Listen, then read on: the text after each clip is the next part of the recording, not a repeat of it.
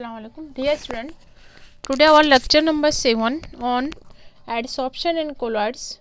हम क्लासिफिकेशन देख रहे थे कोलॉइड्स का. दो क्लासेस हमने देख लिए.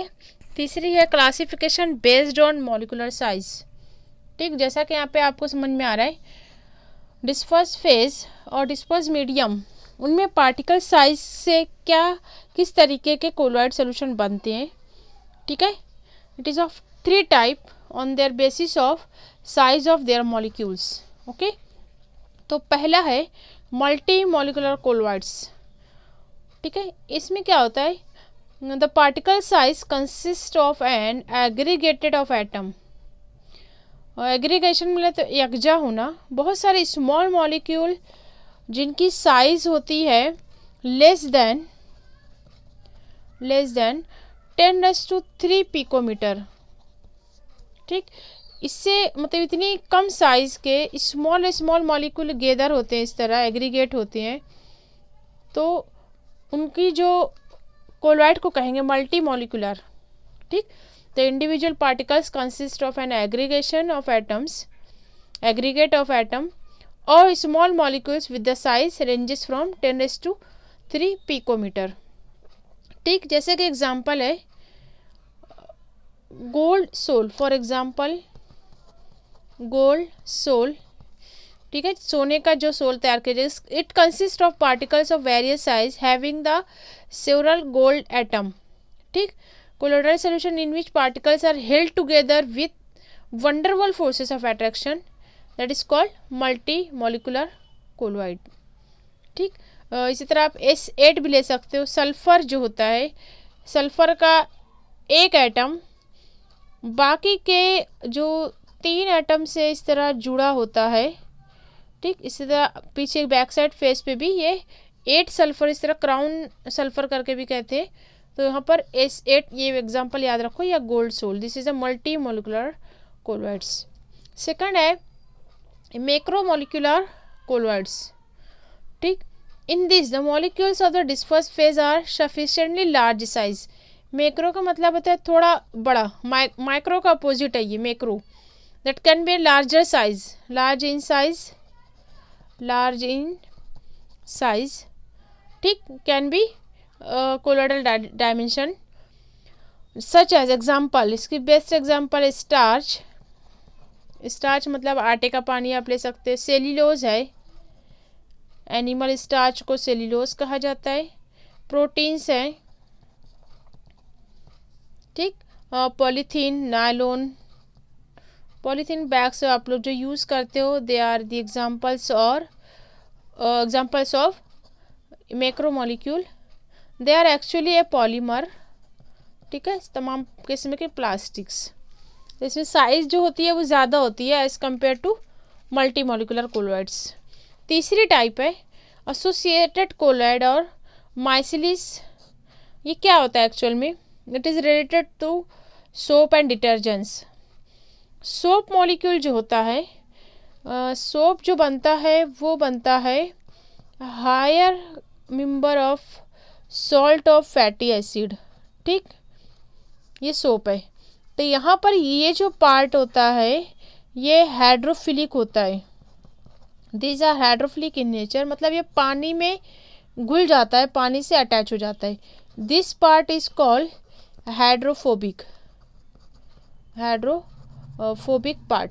तो इस तरह यहाँ पर जब कोई भी सोप या डिटर्जेंट पानी में हल किया जाता है, या वो कपड़े पर आप वॉशिंग पर्पस से अगर लगाते हो, तो क्या काम करता है वो, किस तरह उसका फंक्शनिंग होता है, वो इस तरह आपको समझ में आएगा कि यहाँ पर जो इसका हाइड्रोफिलिक पार्ट है, जो वाटर में डिज़ोल्व होने वाला हिस्सा है, वो यहाँ पर जो भी डस्ट है या जो भी ऑयल वगैरह की सरफेस है उससे अटैच हो जाता है. Right, this part is called a hydrophilic. यहाँ पर जो हेड, इसको हेड कहा जाएगा. Right, this is head and this is hydrophilic. ठीक, ये पानी से घिरा हुआ है चारों तरफ. यहाँ पर वाटर मॉलिक्यूल है, H2O, तमाम पानी के मॉलिक्यूल्स है. ठीक, और ये जो डस्ट पार्टिकल, इससे जो है ये हाइड्रोफोबिक पार्ट जुड़ा हुआ, that is called tail. It is actually a hydrophobic. Phobia का मतलब मैंने बताया था, दिस इज ए हेटिंग और फियरिंग. हाइड्रोफोबिक टेल और पार्ट. ठीक है, तो इस तरह जो सोप एक्शन भी होता है. तो यहाँ पर ये एसोसिएट होते हैं. एसोसिएशन का मतलब होता है जमा हो जाना. ठीक, the substance behave as a normal electrolyte at low concentration and associated in higher concentration, forming a colloidal solution. This associated particle, इस associated particle को कहा जाएगा माइसिली. ये इसके ऊपर 1 मार्क्स से कभी कभार क्वेश्चन आते हैं. What is the meaning of micelle और what is the associated colloid. ठीक, तो आप एग्जांपल लिखोगे. For example soap, detergents. ठीक है, यहाँ पे आपको इस तरह ये फिगर से आप क्लियर कर सकते हो what is the formation of micelles. Okay, in each micelles the hydrophobic tails are soap molecule point to the centre and the hydrophilic head lies on the surface of the sphere. As a result of this, soap dispersed in a water is stable. ठीक, अगला point आता है. ये classification यहाँ complete होते हैं. अब हम कुछ प्रॉपर्टीज़ के बारे में स्टडी करेंगे, कुछ खासियत कोलॉइडल डिस्पर्जन की. Properties of colloidal dispersion. जैसा कि आप जानते हो, कुछ आपके सिलेबस के पार्ट रिड्यूस हुए हैं इस साल 2020-21 के लिए. तो प्रिपरेशन ऑफ कोलॉइड्स या आपके सिलेबस से ड्रॉप कर दिया गया है. प्यूरिफिकेशन ऑफ कोलॉइड ये भी ड्रॉप कर दिया गया है. डायलिसिस क्या है ये भी आपके सिलेबस में नहीं है. तो हम आगे बढ़ते हैं. Properties of colloidal dispersions. ठीक, इसकी 1 बाय 1 स्टडी करेंगे. सबसे पहली प्रॉपर्टीज, पहले तो हम इसकी जनरल प्रॉपर्टी देखेंगे. जनरल प्रॉपर्टीज, कॉमन प्रॉपर्टीज जो है, जैसा कि ये हेट्रोजीनियस होता है. Colloidal system is heterogeneous. बराबर, हेट्रोजीनियस मतलब इसमें जो होते हैं disperse phase, disperse medium, dispersion medium, इनमें इंटरेक्शन बहुत ही कम होता है. इसके लिए इसको कहा जाता है हेट्रोजीनियस. क्लियर सोल्यूशन नहीं देते हैं. ठीक, and consist of 2 phases, disperse phase and disperse medium. ये पहली प्रॉपर्टी. सेकंड, इसमें जो डिस्पर्स फेज के पार्टिकल होते हैं, डिस्पर्स फेज क्या लेते हैं हम, जो कम होता है, that is a solute. Disperse phase is a solute. ठीक है, जो सॉलिड जिसको हमको डिजोल्व करना है मीडियम में. देयर फेज डिस्पर्स, ये लिख देते हैं यहाँ पर, और disperse phase particles pass slowly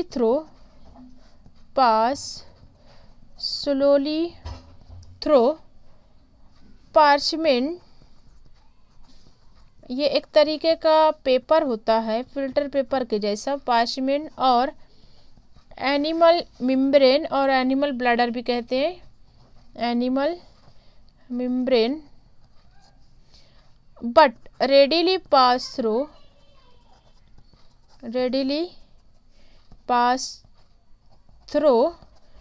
ordinary filter paper.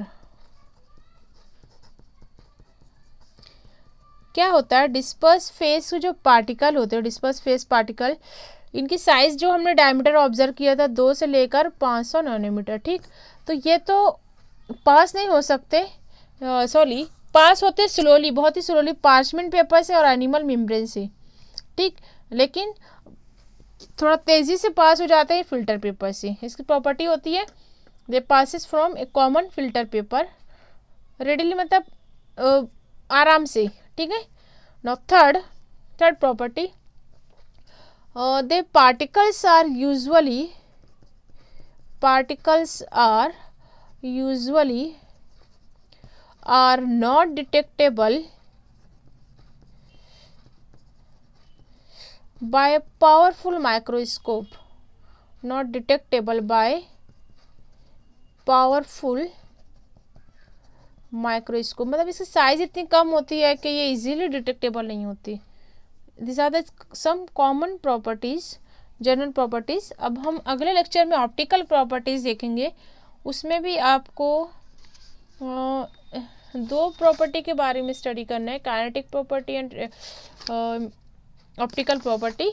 Okay, इसका भी इलेक्ट्रिकल प्रॉपर्टी को रिमूव कर दिया गया। काइनेटिक प्रॉपर्टी और ऑप्टिकल प्रॉपर्टी, ये दो प्रॉपर्टी हम पढ़ेंगे।